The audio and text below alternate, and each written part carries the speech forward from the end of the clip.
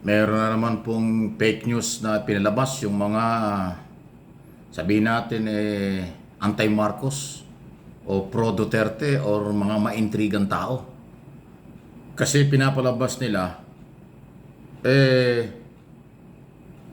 pinatigil daw yung Blue Ribbon Committee, yung Good Government and Public Accountability ni Congressman Joel Choa ng Maynila tungkol dun sa investigasyon kay confidential fund ni Sara Duterte, Vice President. Kasi ngayon pong araw na ito, naka-schedule. Pero pinakalat ng iba na ipinatigil daw dahil kasunod ito ng issue na yung impeachment daw, pinatigil ng Malacanang, ito hearing, ipinatigil, parang kongreso, pinatitigil ng Malacanang. Hindi naman totoo yun. Talagang binabaliktad nila, talagang ginugulo nila yung balita. Pero ako hindi ako papagamit sa ganyan. Alam ko kung ano ang regulasyon, ano ang separation ng power between Malacanang, Kongreso at ang judicial body. Kaya ito, paririnig ko sa inyo, ang opisyal na paliwanag ni Congressman Joel Choa ng Blue Ribbon Committee. Ano ang pinakadahilan bakit nila kinancel today ang hearing nila? Ito lang yon sa tanong ng mga mamamahayag sa Kongreso. Po sa inyong lahat.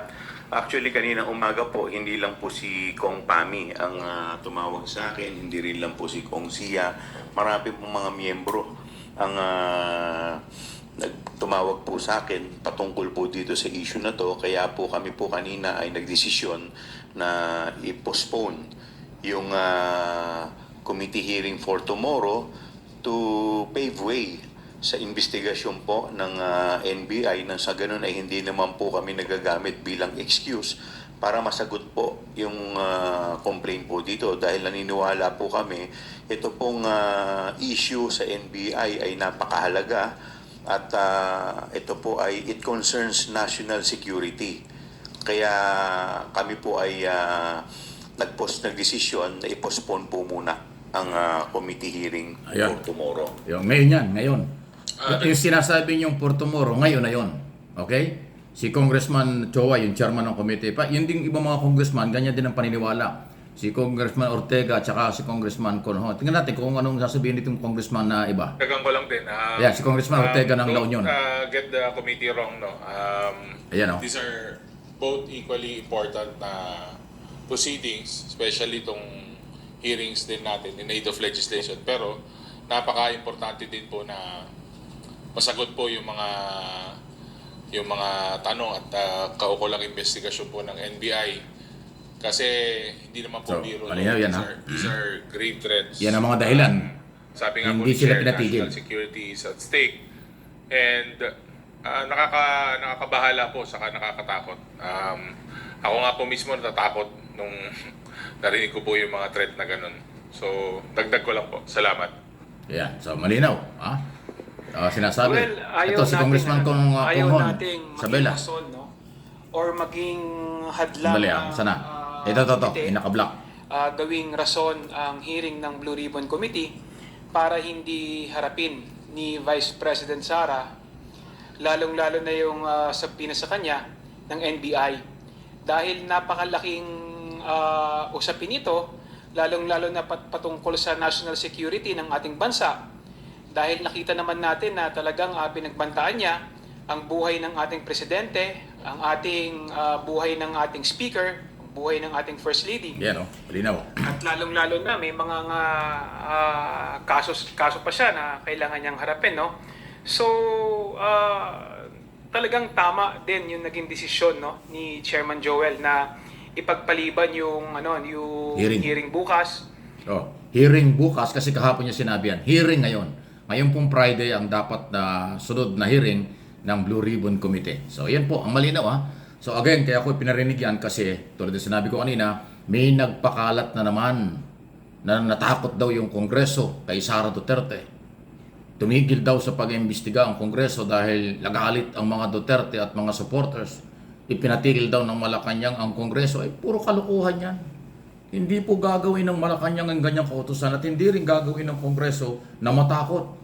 Di ba? Nag-file na nga sila ng resolution at inapruban ng isang araw na paninindigan nila ang kanilang institusyon, ang ating institusyon at hindi sila patitinag at matatakot sa kahit sinong grupo. na bumabatikos sa kanila dahil sila ay House of the People, House of Representatives, kinatawan ng lahat ng mamamayan at mga sector, marginalized sector sa buong bansa. Yan ang kanilang pinaglalaban. So, di ba? Kaya malinaw. Mahalaga nga po yung ongoing investigation na ng NBI o yung the whole government approach tungkol sa mga ebidensya at kasong pwedeng i-file against Sara Duterte sa kanyang mga pinagsasabi at pagbabanta.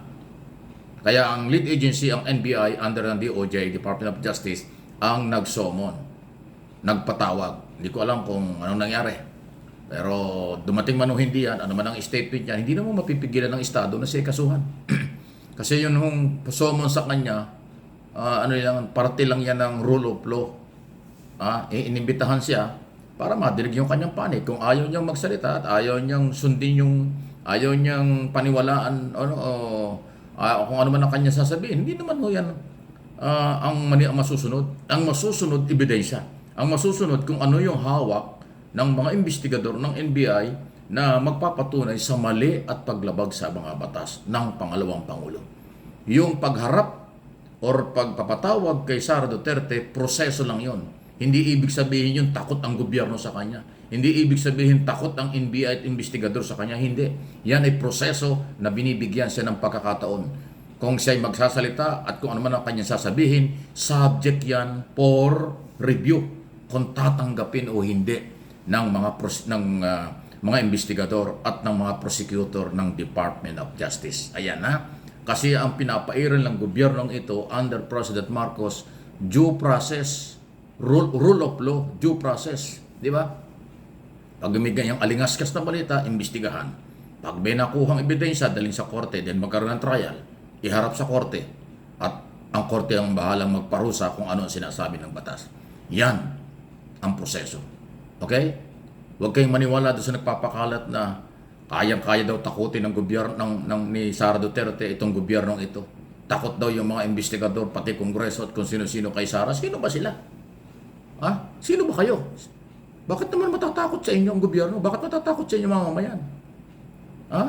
Ang mga matitinong Pilipino hindi natatakot sa mga pasaway. Ang matitinong Pilipino hindi dapat kilalaning kung ano man ang tingin nila sa mga taong nanggugulo. Ang dapat suportahan ng mga Pilipino ay ang pagpapatupad ng batas ng gobyerno at ginagawa naman nila. Kaya nga the whole government approach na ang ginagawa. Lahat ng law enforcement agency, lahat ng mga otoridad, gumagalaw na nga po. At magpapile sila ng mga kaso. Actually, mayroon nang gumalaw. Di ba? May nagpile ng disbarment before Supreme Court para matanggal ang lisensya ni Sara. May nagfile ng criminal case sa prosecutor's office ng Quezon City tungkol doon sa assault na ginawa laban sa mga otoridad. Sunod-sunod na yan. Tandaan nyo, dito sa aking channel, wala tayong itatago at hindi tayo magpapagamit sa ganyan kung ano ang totoo sasabihin natin. Kaya, paki-like, share, at saka subscribe kung hindi pa. Marami tayong pwedeng pagsamahan.